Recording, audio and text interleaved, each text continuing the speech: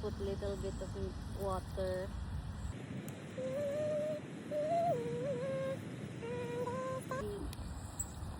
Top of that.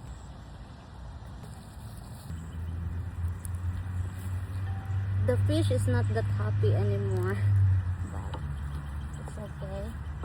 So this will be the veggies.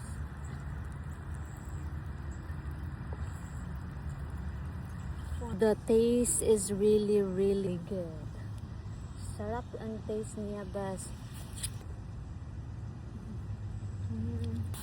I do have clams here. The water is already boiling, so I'll put the clam shells. I have something. Okay. It's enough for them to open, close. Because I will do something, another recipe that I am craving. I'm just going to take it. Alauna, ano na ganit siya? It's very open. So now let's go to the making of my another kind of char of food that I will show. So these are clam that I boil.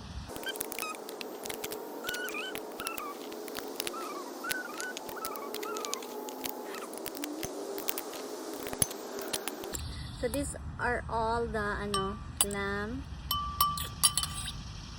So I have here a diced ginger and some diced onion. So I'm gonna put everything because I love onions.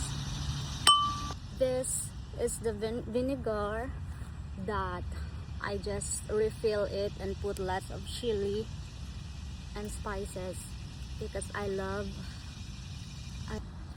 So I got one. I'm gonna show you also. This is from the Philippines, and this is a product that really comes from my island. So it's product of the Philippines from Iligan City. This is our proud product there, vinegar. So I'm a vinegar lover, so let's go. Let's try to mix them all. This is like an appetizer. I love cucumber.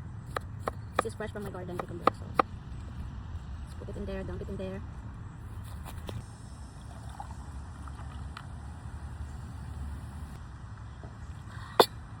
So this is the fish that I made with coconut milk.